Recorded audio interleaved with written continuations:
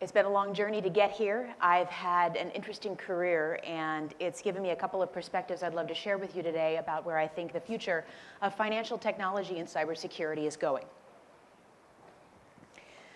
I think those of us in this room are very aware that cybersecurity is a key part of securing any portion of online and mobile financial technology.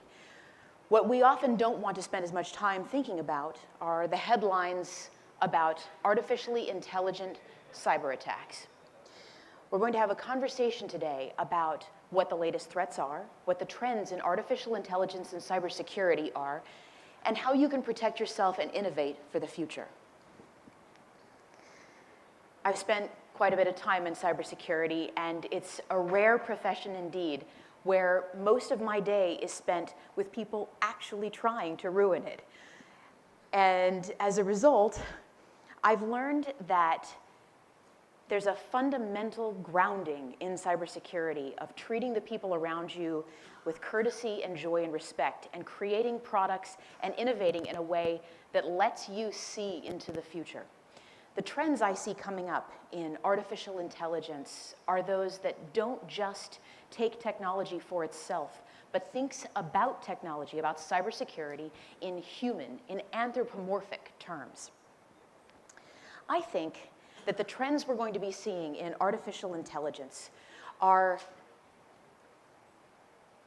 the automation of feelings, the herding of tools, and the knowledge that we are going to be in a world that looks fundamentally different 10 years from now.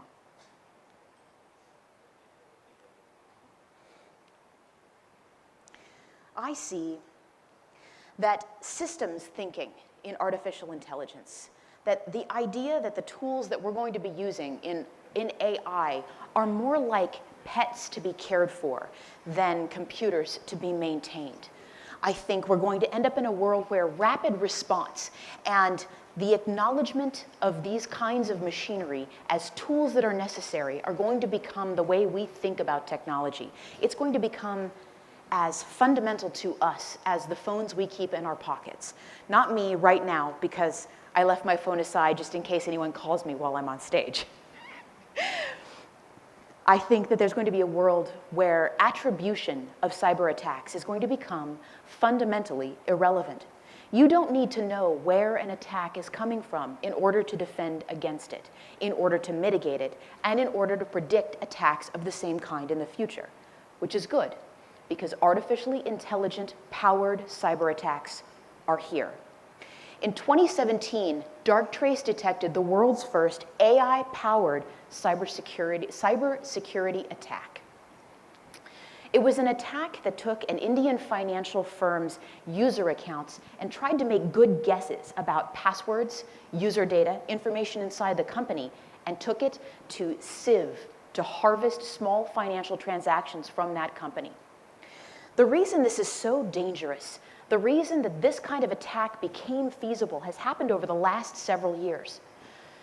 My industry, cybersecurity, has not always been the most respected, and yet all of a sudden, over the last 5 years, it's gotten a heck of a lot more relevant. That's because the combination of the breaches for user information and passwords and user accounts, as well as identity theft, have grown so incredibly prevalent that there's a reasonable chance I can make a guess about the identity and financial transactions of everyone in this room. I know I can in the United States after the Equifax breach, the Ashley Madison breach, after the Yahoo breaches over the last half decade. That has led us to a world where there's something that scares me even to say. This is a world where it's possible to automate spear phishing at scale. It's the last two words that are the frightening parts. It's not just that we can figure out how to get inside a company, how to make good guesses about usernames and passwords, but that we can start to make guesses about the way human beings themselves will act. This kind of data breach combined with user password and identity theft in the US and beyond has led to a world where it is possible to make educated guesses about anyone's financial situation, history, likely transactions, financial institutions, investments, mobile applications, and probable online behavior. This means, and I promise I'm going to get a little bit more uplifting in future, that we're in a pretty scary world. What do we end up doing about it? Well, we know that there's no such thing as perfect security. We know that there's not a world where we can do everything right, but we do know that there is a way to respond optimally to these kinds of threats in our industry. It's really frightening to think about artificial intelligence replacing human beings, but it doesn't. It doesn't replace human beings. Cars didn't replace human beings. It just got us to where we were going faster. Computers didn't replace human beings. It just made transport of communications that much faster. And artificial intelligence isn't going to replace humans. It's just going to give us a set of tools that let us predict and act on behavior faster than we would have. These are tools that are not only accessible to attackers of financial applications, transactions, and users around the world, but accessible to you. We can find a way to use these tools to change how we innovate. Here's what I think the world's going to start looking like. You've heard of multi-factor authentication. I think we're going to begin looking at a world where multi-factor identification is the way in which you protect your users from financial fraud, from transaction theft, and from breaches of their identity. I think we're looking at a world where there's going to be single-use credit cards. They're made of paper and you can throw them away in a trash can. I think that we're looking at a world where there are going to be tokenized financial transactions. Many of you in this room have already implemented security measures in applications in your institutions and industries and communities that let you create one-off financial transactions based on a user's identity and then on their financial history and probabilities. What if we took that one step further and we started tokenizing the identity itself, making it so that it was impossible for there to be something to steal? I think we're going to see a move away from battery-powered credit cards with automatically rotating CVV numbers on the back. How many of you have seen a credit card that was battery-powered with a rotating credential on the back of it, just a number to let you authenticate a transaction? I'm going to see a couple of hands in here. That's going to get subsumed over time into mobile applications, like ones that many of us in this room work on. As a result, we're going to see a bigger and bigger focus on mobile transactions. The truth is that the world is moving away from the desktop world of the financial industry. Most of the financial transactions I do now are on my phone. When I invest, it's on my phone. When I pay my bills, it's on my phone. When I talk to people about money, it's on my phone over secured chat applications and in a way that makes me feel that my financial advisor, my financial professionals, the people that I invest with, the people I invest for, are safe and protected. I think we're moving to a world where we're going to see burner credit cards in a way we never have before. And the most interesting thing is, I think we're going to see a world where there's no such thing as a credit card anymore anyway. About 6 days ago, I took this credit card that I have, and I passed it around a university classroom. And they all looked pale and said, "Tarah, you're a cybersecurity expert. What are you doing, handing us a financial instrument?" And I said, "This is a physical financial instrument, but it has rotating digital credentials." I had no fear of passing it around because it doesn't do any good by itself. I can rotate that credential anytime I choose to. That is the future of the combination of multi-factor authentication and multi-factor identification. How do we save money? And I don't just mean that in terms of individuals putting money away for the future. How do we save the concept of money when it's so fraught, when people are so afraid of losing it, having it stolen, when the people in this room have worked hard to keep transactions for individual users, for consumers, for investors safe?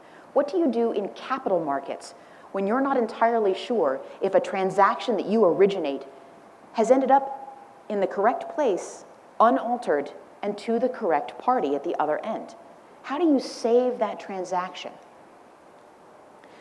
So, keeping people safe and knowing that the transactions that you initiate and receive are genuine are pretty fascinating. I think we're going to see 3 major moves in saving money in the future.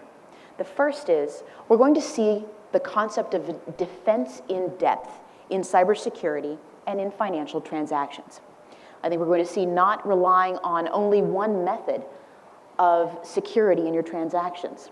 If you have only one form of security check, whether that is a hash of a transaction record, verifying it's present on a blockchain ledger, or even if it's just a phone call asking for someone's security questions, you are only a single point away from massive financial fraud. The second thing that's going to be incredibly important in security and financial transactions in the future is in-house honesty. I've said it before, information security, cybersecurity, is an industry that grew out of the side of information technology. We weren't the ones that were developing new technologies as much. We were just the ones trying to make sure no one could break in and inappropriately use the technologies others had developed. We got a bit of a reputation as a rogue industry, and that, I think, has made information security, cybersecurity, sometimes something that people want to avoid more than they want to engage with. This is the moment that that is changing. And it starts to change when in your own industries, in your own companies, inside your development teams, you begin to practice in-house honesty. Listening when the security team tells you that something has gone wrong and acting on it has become something that isn't just a good idea, but something that can cost you dearly if you don't do. We're seeing for the first time real fines on not protecting consumer financial information, both with GDPR and new laws now originating in the United States, such as CCPA. All of these laws based around securing user data, transactions, and identities are the things we're going to have to come to grips with in this room.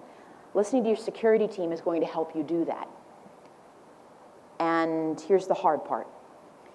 Honesty to the rest of the world is incredibly difficult in the middle of trying to keep people safe and protect the transactions that you are securing from phone to phone, person to person, and institution to institution. If you can take the honesty and care with your clients, with your partners, and in your communities to be honest in the middle of a data breach, when something goes wrong, because it's a when and not an if, the respect that you get and the trust you get from the industry, from cybersecurity and within the financial industry, is going to pay itself back so many times over. This is where we begin to innovate in this room. People in this room working on fintech, working on the possibility of investing a single unit of currency every single day for normal human beings are the ones who get to start innovating in cybersecurity. Remember, my industry wasn't that innovative over the last several decades, and that's starting to change right now. Cybersecurity is supposed to be like the other parts of a company, HR, IT, janitorial services. We're supposed to be here to support you. That's the difference. We're supposed to be here in a service role, one that deeply feels the need to keep people safe. And I think sometimes that mission gets lost. But this is the moment that we get to come together and innovate together.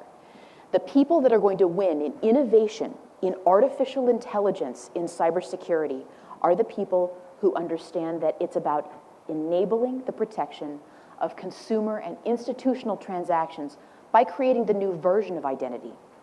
Artificially intelligent systems can't attack something that doesn't exist any longer. That's the reason why one-off identity, one-off authentication, and transactions that can be verified but not replicated are one of the best defenses against an artificially intelligent powered cyber attack.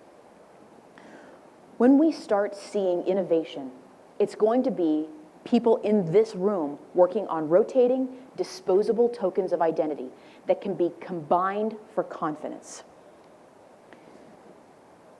Asian financial markets are going to have to develop, host, and serve solutions locally based because you're going to need to minimize the light speed problem of data transfer on optical fiber around the world. AI is incredibly computationally expensive, and financial security is about to become a physics problem. Trust the artificial intelligence that you develop because it not only has to operate faster than you and faster than criminals, but faster than a cloud provider on the other side of the world.